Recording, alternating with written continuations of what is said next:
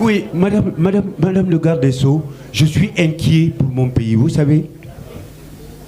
On a libéré des commandos, on a libéré des terroristes, on a libéré des poseurs de bombes.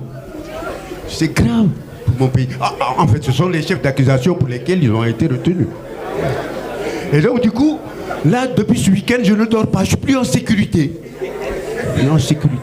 Et donc, le week-end, j'ai vu à Capes, au terrain à Capes, les policiers avec leurs chars de combat et autres. J'ai pensé que c'était pour notre sécurité. En réalité, c'était pour les manifestants de H24 et autres. Là. Alors, j'aimerais savoir, qu'est-ce que, Madame le garde des Sceaux, vous, en tant que justice, et l'État du Sénégal, le gouvernement, dans un cadre général, ils ont prévu. Parce que c'est libérer, c'est bien, mais libérer des terroristes, moi, ce sont les noms que vous avez donnés. Et je rappelle que, madame, il y a des prisonniers détenus politiques. Le maire des Parcelles Assini Guélani Sané. Mais attends, c'est un détenu politique ou pas? J'ai vu un jeune dans une vidéo qui dit qu'on lui a dit, bon, il faut dire, j'ai laissé Sonko au profit de Macky Sall. Il a refusé, on l'a amené en prison. Comment vous l'appelez? Merci, madame. C'est bon? Voilà, c'est bon. Bon. Alors, pour qu'on se mette définitivement d'accord, je rappelle, d'après ce que Ibrahima, notre maître de cérémonie, a dit, que c'est la dernière salve de questions. On est d'accord? Voilà. Maguette, vous... C'est pour ça que vous restez assis. Ça se voit que vous n'êtes pas debout. Vous passez tout votre temps à allonger les débats, poser des questions, et moi je suis debout. Maguette, est-ce que vous êtes d'accord que je donne la parole à Maguette? C'est la dernière question.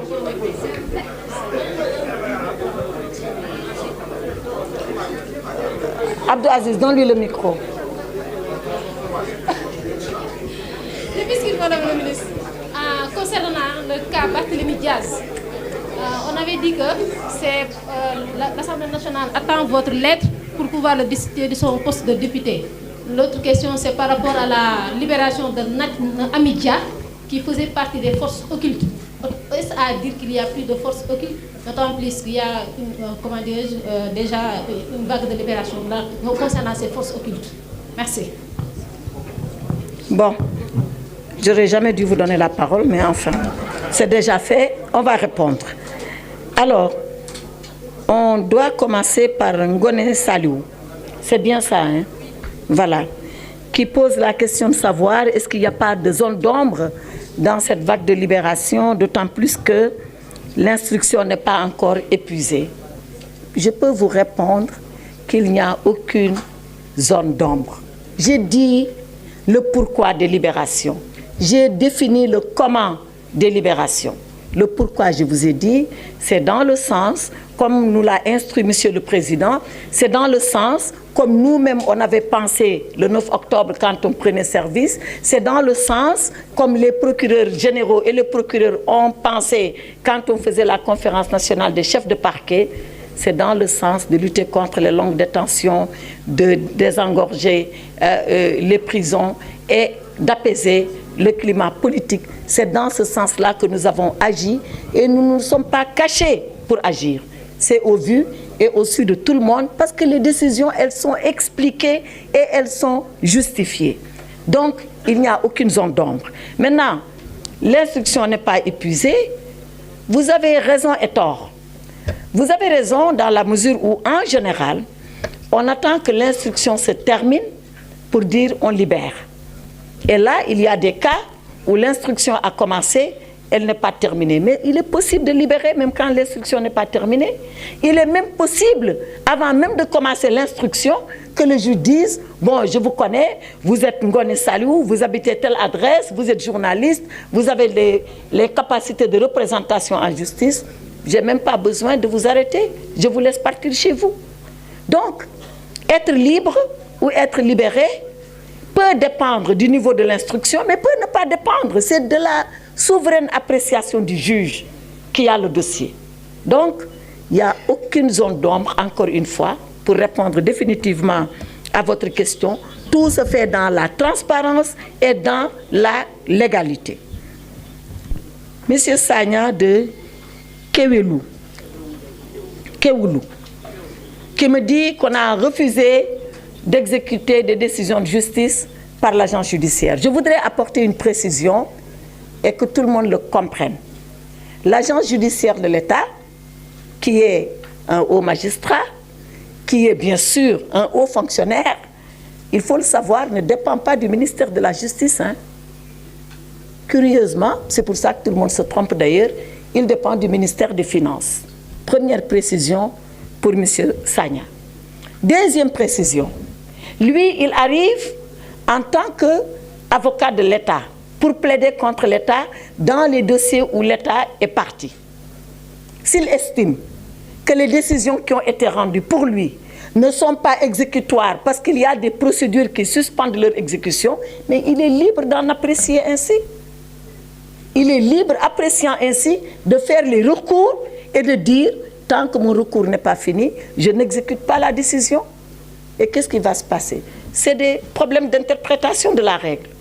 Les uns disent non, c'est quand même exécutoire. Les autres disent non, ce n'est pas exécutoire. Qui tranche? C'est finalement le juge et qui donne ce qu'on appelle, qui fait œuvre de jurisprudence.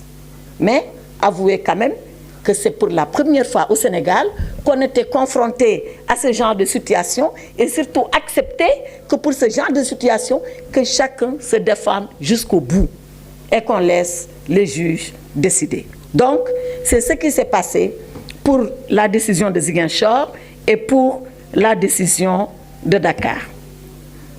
Maintenant, M. Abdel Nasir. Yeah, thank you and allow me to give my answer in French, please, because it will be easier for me. You understand? Yeah. Okay, thank you for your understanding. Donc, lui, il a posé 3 questions. La première question, est-ce qu'avec ce qui s'est passé, on avait dit élection 15 décembre, le Conseil constitutionnel a cassé cette décision, que va faire le président Sall? Deuxième question, la société civile appelle à la libération de Ousmane Sonko. Qu'est-ce que nous disons de cela? Troisième question, quelle est la décision qui sera prise par rapport à Bassirou Diomaye Faye, peut-être concernant toutes ces conditions de libération que nous sommes en train de poser? Pour tout cela, je voulais donner une réponse précise. La première, c'est que pour ce qui concerne le président Sall, je l'ai dit, il a acté la décision du Conseil. Ayant acté la décision du Conseil, quand est-ce que l'élection aura lieu? Je l'ai encore dit et je le répète, il a convié à un dialogue pour peut-être avoir la meilleure lecture de la décision du Conseil. Il aurait pu dire, moi, voilà quelle est ma lecture. Et je le fais. Ça serait sa lecture à lui, une forte lecture, puisqu'une lecture d'un président de la République. Mais il dit, je convie tout le monde.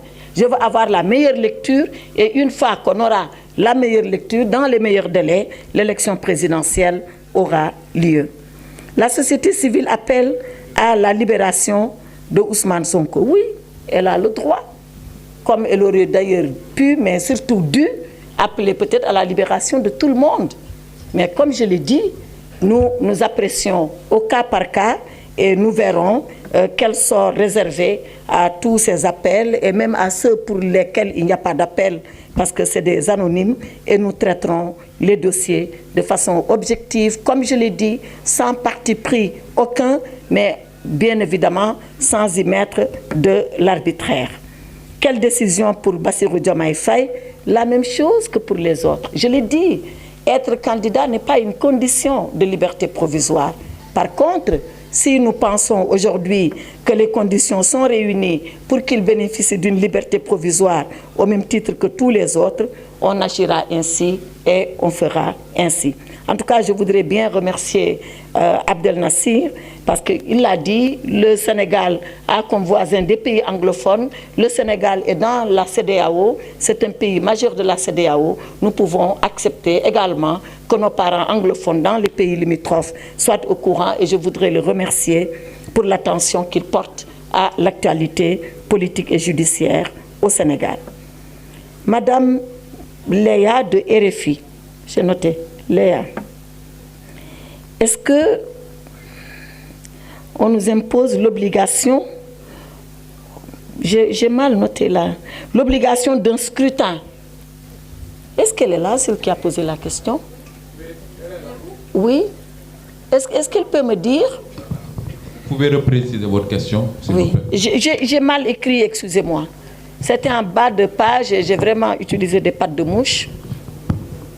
Est-ce que vous pouvez reposer votre question, s'il vous plaît? Oui, je me demandais si vous pouviez nous donner une lecture juridique de la décision du Oui. Conseil constitutionnel. Est-ce qu'en tant qu'avocate et en tant que juriste, vous pouvez nous dire si la décision du Conseil constitutionnel contraint à l'organisation d'un scrutin et d'une passation du pouvoir Oui. d'ici au 2 avril? Oui. Ce qu'on retient de la décision du Conseil, c'est que le Conseil contraint à organiser une élection dans le meilleur délai. Moi, personnellement, c'est ce que j'ai vu de la décision du Conseil. Ce à quoi nous sommes astreints, c'est d'organiser l'élection dans les meilleurs délais. C'est quand les meilleurs délais, on en a discuté tout à l'heure, je peux y revenir, mais je pense que je l'ai suffisamment dit, c'est lorsque les acteurs du dialogue se mettront ensemble et diront qu'est-ce qu'ils pensent des meilleurs délais. Moi, j'ai ma façon de penser les meilleurs délais, mais ce n'est pas ça qui intéresse aujourd'hui. Le président de la République a sa façon de penser les meilleurs délais. Il aurait pu dire, voilà ce que je pense, et l'imposer. Mais il a trouvé que c'était plus sage de réunir tous les acteurs et de s'entendre. Donc, sous les meilleurs délais, vous aurez la signification des meilleurs délais du Conseil constitutionnel. C'est ce que je peux dire. Alors, monsieur, c'est Ousmane Sow, hein, qu'il m'excuse, Ousmane Omar, j'ai mis un Sow, me dit, en tant que vice-présidente du Conseil supérieur de la magistrature,